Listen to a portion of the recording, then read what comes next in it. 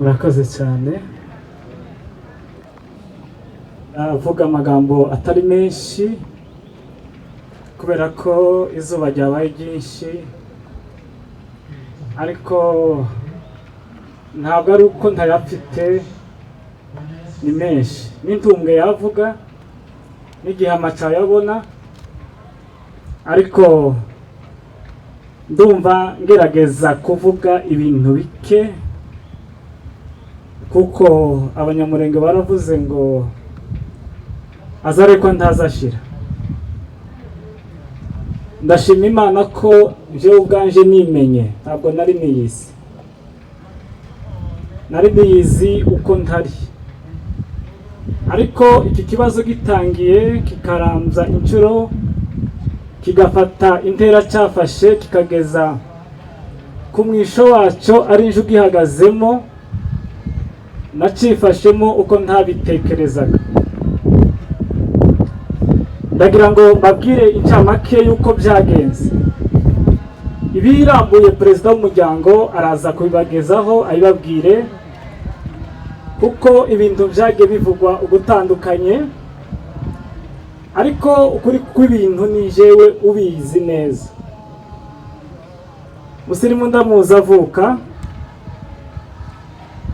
bavuze ko yinjiye igisirikare 2013, ubwo nibwo yabyemerewe, ariko yagiye 2011 Bukavu ashirwa mu bamfasoruta cyangwa se mu bana bato. Imyaka 2 yayimaze mu kigo i Bukavu. 2013 nibwo yemerewe kuja mu gisirikare. Twaravuganaga, twaraganiraga, namenye igihe yabatijwe, namenye igihe yashatse, n'igihe yashatse kuza asanga urugo muri Kenya. Twaravuganye, ariko yamenyesheje ko yaje ari muri Ethiopia. Nagiye kumutega, ubwo yashitse umugore ntiyari ahari, ntabwo yarakingiranye ahantu yari ari, ntabwo yari afite uburenganzira bwo kuja gutega umugabo. Ntabwo mvuga byinshi uhereye igihe yagereye muri Kenya, ariko uhereye ku munsi wa mbere yageze muri Kenya yatangiye guhura n'ibibazo bitandukanye tubigendanamo. Yagiye ansaba inama kenshi, ngatinda kumusubiza ntekereza icyiza namubwira yahitamo kiruta ibindi. Byose ndabisimbye ngeze kuri uriya munsi yafashweho. Yafunzwe ku itariki 6 z'ukwezi kwa 11 hari mu gitondo, ariko twatinze kubimenya. Namenye amakuru umugoroba wo ku itariki 6 uwo munsi yafashwe. Mu masaha 5:40 nibwo nahamagawe n'abantu ba Kayole, bumvise izina rya se, ubundi izina Makara ni igisekuruza. Sogokuru ubyara papa yitwa Makara, ba data wacu bose bitwa ba Makara. Niyo umwana uvuye kuvuga ahitwa Ndayishimiye Makara. Bumvise iryo zina barampamagara. Nateze moto saa 10:15 za nijoro, ndagenda nageze ku kabari ka Nyamavira butaraca. Sinzi ko Chairman Nkundinka ari hano, sinzi ko Karegeya umugabo w'abasegege se wabo umukobwa ari hano, arambabara kumuvuga, ariko ndiko yitwa tambuka hano. Sinzi ko chief witwa Otieno wa Nyamavira ahari, tuliambatana na yeye, na siku ile alijaribu kutusaidia kisheria, lakini haikuwezekana. Tambukije uyu mugabo kubera ko niwe twatangiranye ibibazo uhereye umunsi Musirimu afungwa. Twaragoragoje ari kwa chief kugira ngo ataje Soweto, byarananiranye. Amagambo twavuze nayo mwavuze niko mwari mushoboye, mwarakoze, Imana ibahe umugisha. Bukeye Musirimu yavuye aho ngaho ahabwa transfer. Chef ngwino, Chairman ngwino, Chairman naze wa Kayole, mwarakoze cyane no kubashimira. yangezeho butaraca, twajanye kwa chief kuri za moto, twajanye Soweto, twatanze amafaranga kugira ngo tuganirize Musilimu twumva icazira. Musilimu icyo yatubwiye twari kumwe nawe n'umusaza w'Abasegege uvuka mu Rugezi witwa Rushemeza, sinzi ko ari hano, tambuka ngwino. Twaragiye tujana n'uriya musaza uri kuza, tujana na chairman. Musilimu bamukuye Soweto aho yari akingiraniye, tubasha kuganira, twavuze amagambo menshi. Mwaradufashije wa munsi, mwarakoze, turabashima, Imana ibahe umugisha. Chairman, Imana ibagire neza, uzabwire wa musaza w'umunyakenya Otieno ngo twamushimiye ku ruhare rwe nubwo ivyo yagerageje gukora byose bitashobotse. Murakoze. Bukeye ku itariki 7 twajanye n'abantu b'umuryango w'ubugufi, Pastor Bakanizi tambuka imbere, atambukanye na Bigizi twari twajanye. Twicaye mu kirambi cyanye nawo umukobwa, twavuze byinshi, twashyize mu gitondo twaravuze burira, tugerageza kuvuga ngo Musilimu afungurwe atarahabwa transfer, ataraje amakadarakoti, ataraje industrialia. Twarabivuze, twaragerageje, byarananiranye. Nashimira Pastor Bakanizi, ndashimira Bigizi, mwaragoragoje uko mwari mushoboye, ntibyashobotse, ariko uko mwari mushoboye mwarabikoze, Imana ibahe umugisha. Ndagira ngo difashishe urupapuro ntaja kubesha.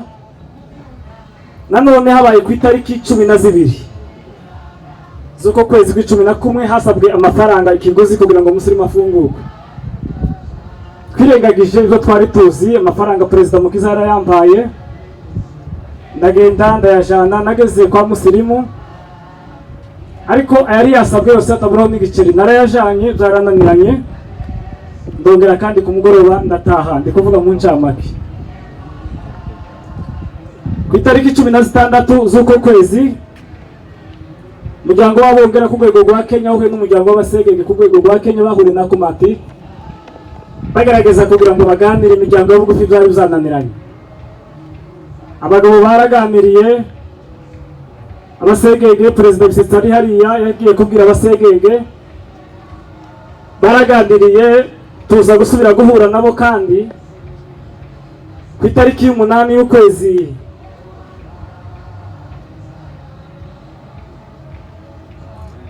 z'ukwezi kwa mbere. Imiryango yose yarahuye, Abasegege bose n'abongera, komite zombi zarahuye n'imiryango, delegation zombi. Twaragoragoje kandi mu nzu hariya kwa nyina w'uyu mukobwa, twaragoragoje, twaravuze, twakoresheje terme zose. Impamvu twakoraga ibyicaro mu Basegege nuko twebwe twari twaragerageje byarananiranye, tukagira ngo hari bo dufasha kumvisa umwana wabo wabaye wabo mbere yuko abo wacu, kugira ngo Musilimu ape mu maboko atarayiwe. Ubwo twaganiraga ku itariki 8, Musilimu yaramaze iminsi 2 arwaye, yaragiye Kenyatta. Yarwaye ku itariki 6 nibwo ambulance ya prison yamujanye Kenyatta Hospital. Habaye ku itariki 9 bukeye bwaho, nagiye gusura Musilimu nkuko bisanzwe. Amasaha yo gusura nageze, turinjira ku madirisha duhora twongoraniraho nako turategereza umwanya wo gusurana urangira, tutabonye Musilimu. Batwohereza mu ishami ry'ubuvuzi ngo tuje kubaza ko yoba yarwaye, kubera ko basohoye abantu twe tutarabona umuntu wacu. Twari kumwe na bamudogo ngarukiye ntari hano, yarwaye. Kuva umunsi bavuga amakuru ya Musilimu ko yapfuye urupfu rumeze kuriya, yananiwe kubyakira mu mubiri we, aragwara n'uyu munsi ari mu nzu araryama. Tariki 9 tugezeyo, twagiye mu ishami ry'ubuvuzi, batubwira ko Musilimu ku itariki 6 yajanywe Kenyatta kandi yagiye atameze neza. Nuko twashatse inzandiko zitugeza Kenyatta kugira ngo abamurinze badufashe kugira ngo tubashe kumubona, tumurebesha amaso, twe twabwira n'umuryango ko Musilimu ameze nuko amerewe. Ariko tutarava industrialia tuja Kenyatta Hospital, nabwiye ngarukiye ko Musilimu atakiriho. Kugira ngo urware, abakuboshe babone ko waremvye, bagutegerera ambulance bakujane mu bitaro, yabigoye cyane. Baduhaye urwandiko turagenda, umusirimu dusanga arimo serumu, arimo na karaka. Kuboko kw'ibumoso kwari guhambiriye ku gitanda cyo kwa muganga. Byaduteye agahinda ariko katarakubufura kuko twebwe ntabwo ari ubwa mbere. Byari bigarutse kandi twabashije gutindana nawe kuko ntiyari ko avuga. Twamubajije icyo akeneye ntiyabashije kukitubwira. Nuko icyo nakoze cya mbere gusa nabwiye umusirimu ngo urabasha kuvuga, anyemerera ko yagerageza. Nahamagaye uyu mugore we ndamubwira ngo vugana na musirimu.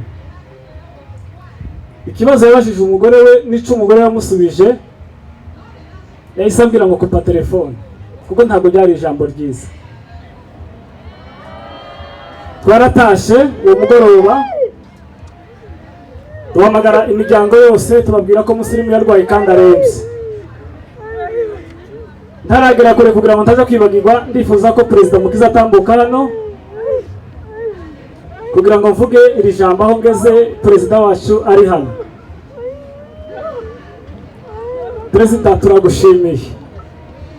Byari bigoye, wagiye ijoro n'amanywa, wantumye kenshi, wakoresheje telefone kenshi, uhamagaye abari muri Kenya n'abari hanze ya Kenya, twajanye mu nzego kenshi gatandukanye, twajanye mu kirambi mu basegege kenshi. Sinzi ko Muzehe Jerome bari hano, twajanye mu basegege. Muzehe Jerome wa Kayole nimba ari hano nawe utambuka. Aba basaza barakoze, nibo twari kumwe muri delegation ya nyuma tuje kugoragoza ngo turebe ko ahari abo twavukanye tuvuga ururimi rumwe batwumva. Muzehe mwarakoze cyane. Muzehe niyo twari kumwe abasaza bombi, mwarakoze, mwagize neza. Nubwo ibyo mwagerageje gukora, amagambo mwavuze saa 2 kugera saa 9 z'umugoroba ntibyakunze, ariko nta mugayo dufite kuri mwe, ahubwo dufite ishimwe kuri mwe. Mwarakoze, Imana ibagirire neza. Murakoze. Musirimu amaze kugwara, tumaze kubwira imiryango, musirimu yitaweho uko bishoboka kose. Nahamagaye umugore ndamuteguza, mubwira uko namubwiye kubera ko nari numva ko ngiye guhugira kwa muganga. Narabikoze uko nari nshobojwe, sinkeneye ishimwe kuri byo kuko ni inshingano. Nije Mwambaza waraha, nije Runezerwa waraha, nije Makara waraha. Nagiye kenshi, nasuye musirimu kenshi, bampaga urwandiko rwo kumusura iminsi 7, nkarufata ku wa mbere rugashira ku cyumweru, ku wa mbere ngongera ngasubirayo. Musirimu yapfuye ku cyumweru, urwandiko rwa gatatu rwarangiye namusuriragaho. Umupolisi wadufashaga wari ukuriye abapolisi bose barinzi imbohe zigwariye Kenyatta, twahuriye hari yaje kureba ngo uko tubigenza bwa nyuma. Namushimye, babonye umupolisi wari wambaye uniform, uriya ni wadufashe, ni wari ukuriye abapolisi bose barinzi imbohe muri Kenyatta. Umupolisi wadufashije kwirukanka mu nzego zose musirimu amaze gupfa, nawe twaramuhamagaye, twaramushimiye. Twabonanye na polisi generale mukuru ukuriye magereza muri Kenya, nawe mu izina ry'umuryango w'akongera twaramushimiye. Twavuganye n'ukuriye CID ku rwego rwa sub county headquarter ya Kilimani. Uyu munsi twamuhamagaye, twamubwiye ko byakemutse kandi twamushimiye mu izina ry'akongera twamushimiye. Musirimu twaragoragoje, twakoze ibishoboka byose, ndashaka kuvuga mu mazina, ariko njewe hari ikintu cyambabaje kirutera ko musirimu agambanirwa kugeza apfuye. Nababajwe nuko musirimu yapfuye ntitwamubikirwa. Musirimu yapfuye ku isaha 10 z'umugoroba, bantelefona ntaramye, nzinigisimba nishimye, ntazi ko hari ikibi cyabaye. Kandi abambwiye nabo ngo babibonye ku masitati y'abantu, babimbajije mbanza guhakana kubera ko kuwa gatandatu nari ndiyo. Ku cyumweru umugoroba saa 9:30 barampamagaye bavandimwe, barambwira bati ko turabona ku masitati y'abantu ni nkaho musirimu yarangiye. natekerezaga ko umuntu ushobora kumenya amakuru wa mbere wa musirimu ari jewe. Ndasoje ntimurambirwe, ni amakuru navuga ngiye gushimira abantu. Natekerezaga ko musirimu apfuye ari je ugomba kubwirwa wa mbere. Nta muntu urambikira musirimu kugeza uyu munsi wa none. Nagiye nje nyine kuja kubaza bari bamufite, bambwira ko yarangije kandi bamubitse. Zarambabaje ariko sinabashije kurira kubera ko numvaga ari ntawe naririra. Narikomeje turagenda tuja kubaza amakuru twamenye nijoro mu gitondo kuwa mbere tujana n'undi na chairman Gategeko. Twaciye henshi yagoranye chairman, singuhagurutsa ntagora abantu benshi. Zari bigoranye, haraho byananiranaga, ariko byaje kuvamo igisubizo. Baratwemera tutangira process yo gufungura file kugira ngo hari tuburane umurambo wacu. Byari bigoye ko tuburana umurambo, byarimo amapfundo menshi, ariko Imana yaradufashije. Chairman ni umuntu w'umugabo, yadufashije uko ashoboye kose. Imana itazayemera ko abayo barengana, nayo idukubitiramo. Inzego twari twaragoye no kubona nizari zoroshe, ariko abayobozi babo twagiye tubasingira bitatugoye cyane. Twagiye henshi, twateze imodoka kenshi. Tugeze ejo bundi kuwa kane nongera kandi gukorwa mu bikomeri, ndababara cyane. Twabonye inzandiko twashaze icyumweru cyose zo kwemera ko dushingura musirimu, ariko twarazambuye turara nta murambo dufite kandi leta yawe duhaye. Byaratugoye cyane kubyakira, byari byageze mu rundi rwego, ariko ndashimira umuryango w'abongera bose muri rusange, abari muri Kenya n'abari hanze ya Kenya.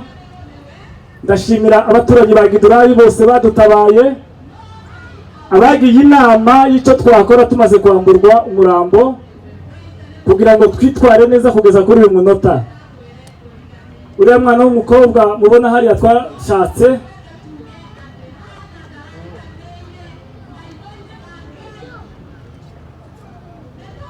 abongera n'abanyamurenge ba Gidurayi Imana ibahe umugisha. Twatumye ku basegege, abasegege twabatumye Chairman Sekasi muhagurutsa, nzimiruho afite. Aho twagiye hose n'imodoka ye twakoreshaga, yatubaye hafi kandi yaradufashije, yadushikirije ubutumwa. Kuwa gatanu abasegege baje iwacu, twaganiriye, twarabiganiriye.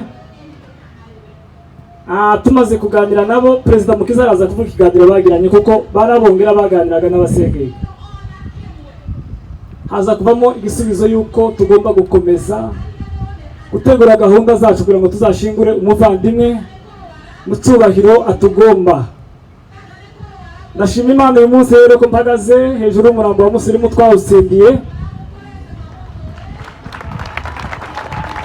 Ndashima Imana ko mu kurwanira umurambo wa musirimu tutagwanishije imbaraga ngo tube twemena amaraso. Ndashima Imana ko mu kurwanira umurambo wa musirimu tutatukanye. Ndashimira Imana ko mu murambo wa musirimu mukura kwaho Imana yagiye ihamagara abantu baza kudufasha. Chairman Ruranga wa Kayole yaradufashije uwo munsi wa nyuma. Chairman wa Kayole yari ahari twari kumwe.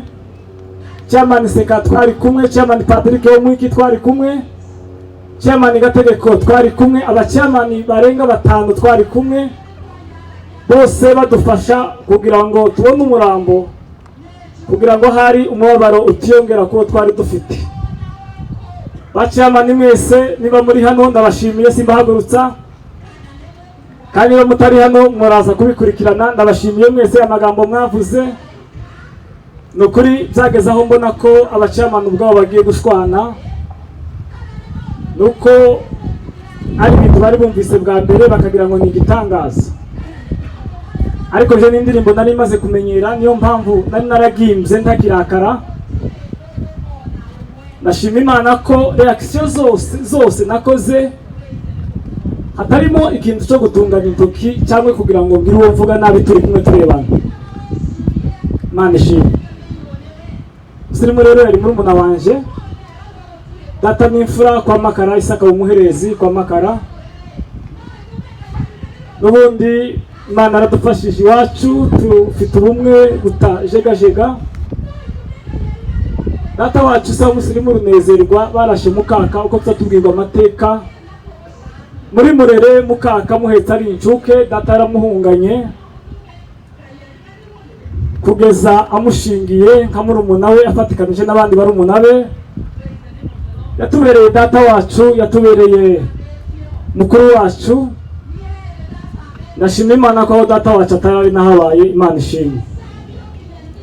Uyu munsi wa none rero ni ibyishimo rero. Aya marineti nambaye n'ay'izuba ntabwo ari ayo guhisha amarira.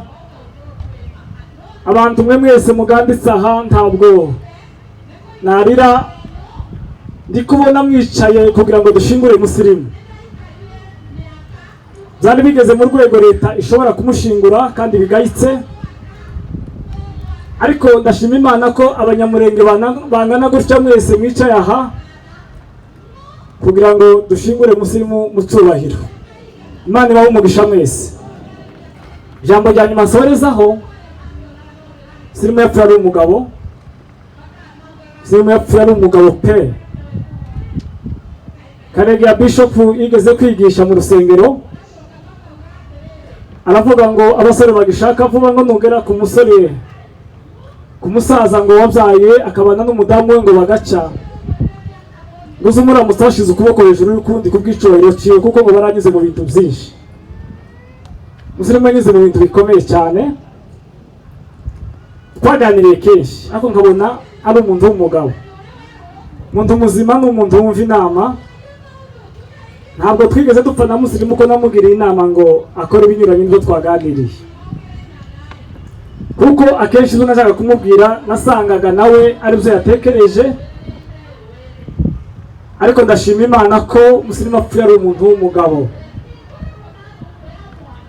Mu gusoza rero, abasinga nibo ba nyirarume, abasegege nibo basebukwe.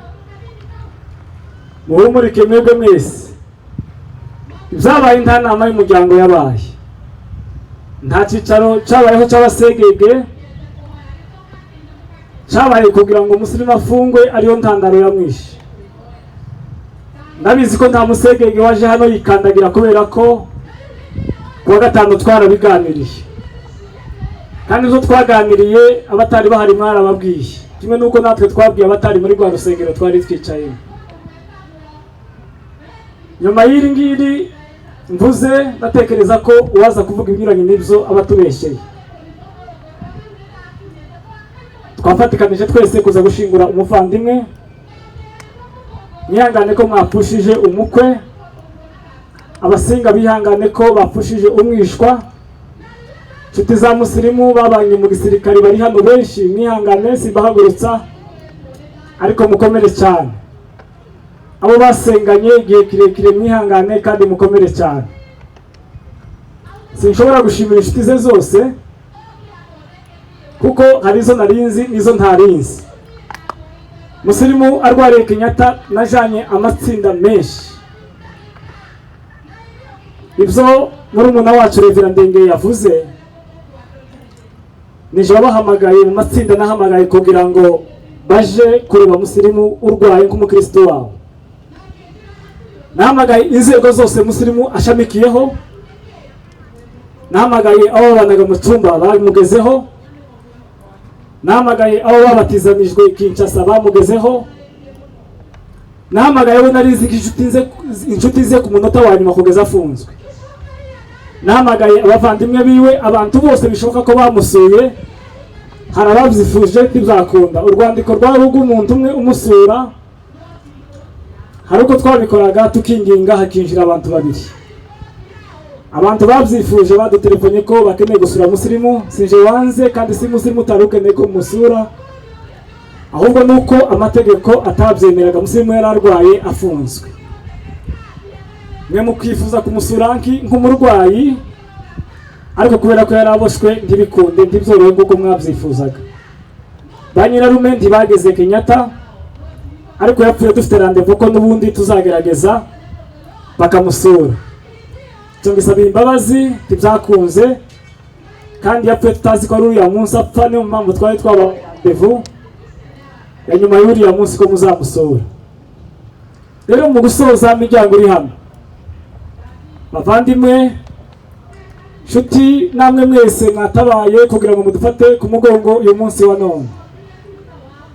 Abayobozi bacu ba Mutualite, abanyamurenge bose aho baherereye badukurikirana ku mbuga nkoranyambaga, twararezwe n'ababyeyi imbere, nyuma yaho twarezwe mu itorero.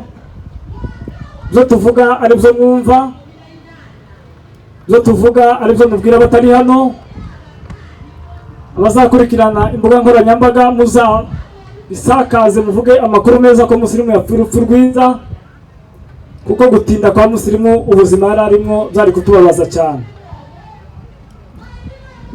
Musirimu yaravugaga nkishima, avugisha umutwe, avuga bimugoye cyane.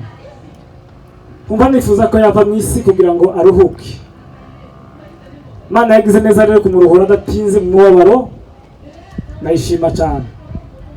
Bantu ngiye gushimira, ndashimira abantu twabanye mu kiriyo, ndashimira urusengero rwa Wati baduhamagaye batubwira amakuru. Ndasohoka kugira ngo abayambwiye bayambwire atari kuri telefone turi kumwe, ntabwo byatwaye umwanya munini. Ariko nagiye kugera mu rugo nsanga abadiyakoni bazanye intebe, nsanga bose n'abari mu materaniro bose mu gipango buzuye, bahagaze mu nzu, abandi mu gipango no hejuru y'inzu, kandi hari nijoro hafi saa 2. Abanyamuhana ba Gidurayi badutabaye wa munsi bose turabashimiye. Ndashimira famiye bugufi bagize orere yo kuba hari mu rugo, yo gushugurikira ibikorwa byose, guhagarara ibikorwa byose byari biri hariya byo kwakira abantu no kubicaza myanya ibakwiriye. Imana yo mu ijuru ibaho umugisha. Kugira mugari wabongera mwarakoze, ingendo zose twakoze nimwe mwadutumaga. Ndashimira abaturanyi bo mu gipango, mwarakoze cyane kudutiza amazu yanyu, uruhare rwanyu, ibyo mwadutije byo byatumye dukora bira bikorwa byiza kugira ngo tubashe kubahisha Musirimu kugeza uyu munsi wa none. Byari bitinze, cyari icyumweru kirenga turi mu myiteguro kubera urwo ruhurirane rw'ibizazane n'imbogamizi twagiye tugira. Baturanyi beza, ndabashimiye mu muhana wa Gidurayi, kandi twaratabawe ku bwinshi. Hari abantu badutabaye tutabonye, tutanamenye, kuko kuva umunsi Musirimu yitaba Imana kugeza uyu munsi wa none abantu bari mu kuza mu rugo, kandi nasohotse mu nzu nkiruka butaraca kugeza ku munsi w'ejo n'abadusuye sinababonye. Abo nabonye rero ndabashimiye, nabo ntabonye abantelefone. Hari abambwiye ko bageze mu rugo, hari abasaza bagitengera bagiye bava iwacu nijoro bagataha Gitengera nijoro no mu tundi turere twose. Ndabashimiye imiryango, ndabashimiye, mwarakoze cyane. Mu gusoza rero,